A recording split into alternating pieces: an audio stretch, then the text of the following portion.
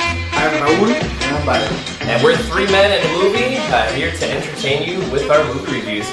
Before we jump in, take a second below and hit the subscribe button. We'd like to stay in touch with you and stay in contact and have you keep enjoying our entertaining movie reviews. So let's jump into this week's episode, Baby Driver. Let's rate this thing. All right, I say pay for it. Go for it, pay for it. I'm gonna pay for it again, and I know I've said that before, but I gotta take some people to watch it because, you know, I enjoyed it quite a bit, and I want everyone who I know that loves movies to experience the same thing I just did.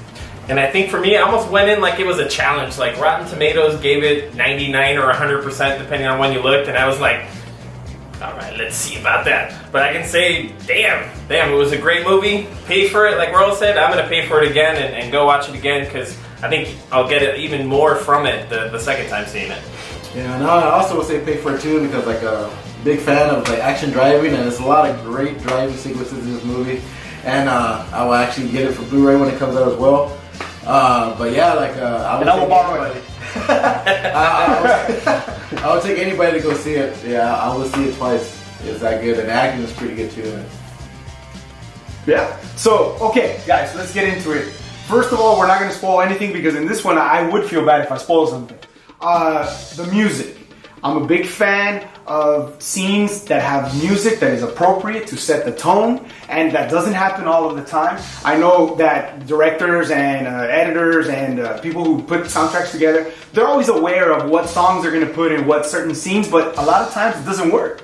Or the song they show you in the trailer gets you all pumped up and excited, and then when you go watch the movie, it's in the fucking credits. Yeah. Or it's not there at all, right? So that ruins it. Now for Baby Driver, I knew that the soundtrack played a huge part, yet there wasn't one song that I remember from the trailer or even in looking into it before seeing the movie that I thought, oh, this is the song. It's just the fact that I knew that all of the scenes were going to have different songs already. That kind of made me excited about watching it, and it paid off.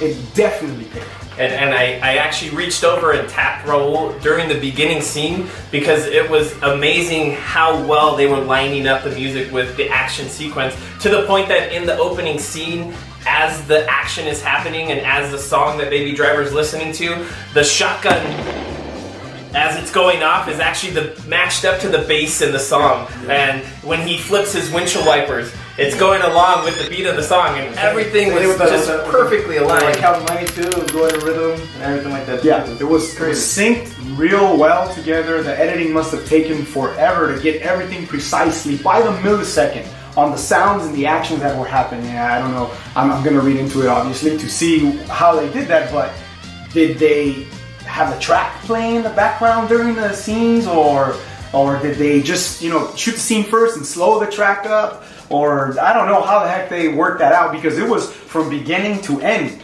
You know, it wasn't one or two scenes, it was every single thing that happened. If there was a song in the background, the action that was occurring during that scene was synced to the music. Yeah. And that was fucking great. So big ups to the editor of that movie. Yeah. Hey, yeah. You did a great job. You did well. Come do one of our episodes. This buzz for you.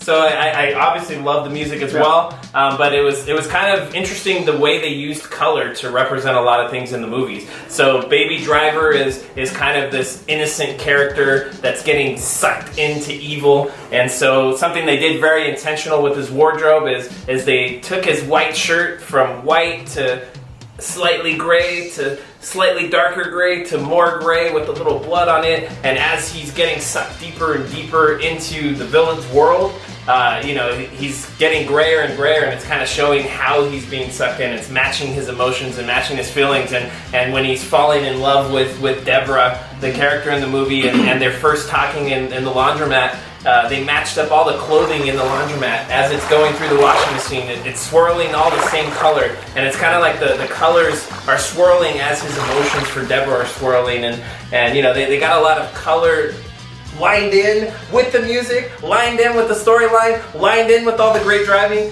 and it was just phenomenal. What I love about this is, you know, it's not like Fast and the Furious where they're like, hey, fast cars, action scenes, people are gonna watch, so, you know, who needs a great plot? No, they said great action, great music, and a great plot to boot, and you know, obviously I can't keep tripping over myself with more great things to say about it. How about you, Byron? Well, since I'm a stunt guy, I really enjoyed the driving because especially in that first scene. That first scene is like, that's probably like the best drive I've seen. You know, like Drive was another good movie that has a good drive in it, but I think this takes the cake on that part. Despite that first scene, I don't know how many drivers they had, but Jesus Christ. that caught my eye, and then like from then on, like all the ups and downs in the movie were like amazing. And also the acting too. I think Jamie Foxx did a really good job at being like that crazy bad guy who was killing everybody for no reason. And the beauty of it is his name was Bats in the movie, and he was batshit crazy. It was the perfect name for his character. And then I also see John Hamm. You know, you see Man, and you see John Hamm all clean cut and everything. So it's kind of good seeing him kind of gritty and stuff like that. You know, freaking shooting people for no reason and stuff. Yeah. I don't want to spoil the movie. Why? Went too far. So, That's why I said what I said. You see? That's why I had to stop. You see? But like he did great. Like everything in the movie is great. Like a lot of people see these kind of movies as like, oh, it's like whatever, it's action movie, no good story or anything. But everything was good. Story was good. All the characters did their part really good, and yeah, I love the movie. Yeah. So the story was a simple story.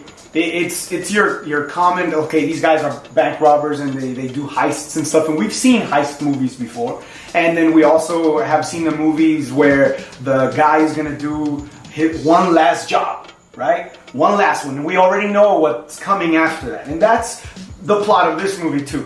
But the fact that the plot was simple enough for us to follow, and we didn't really have to think about, any twists and turns too much, it freed up some of the space for the character to be developed, which is what I'm always looking for. And in spite of the plot being somewhat of a simple plot, they give you enough twists and turns where you're kind of wondering what's going to happen next and how it's going to end. They had the big names, Kevin Spacey, John Hamm, Jamie Foxx, and Jamie Foxx and Kevin Spacey, for the most part, played kind of a supporting role, and they were kind of the big names to draw in the crowds, obviously, and their performances were amazing. But Ansel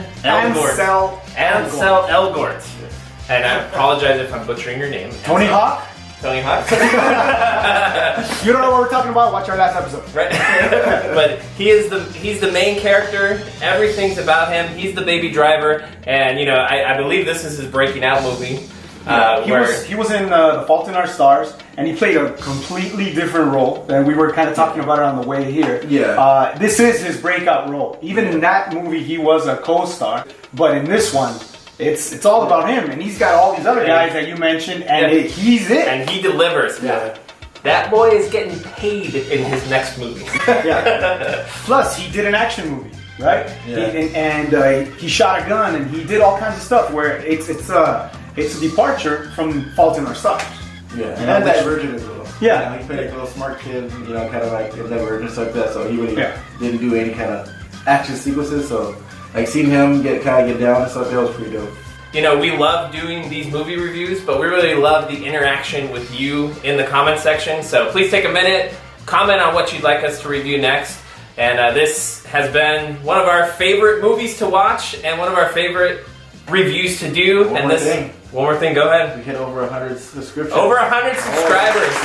Thank you guys very much. Thanks for subscribing. Thanks for watching. And this has been the 11th edition of 3 Man and a Movie.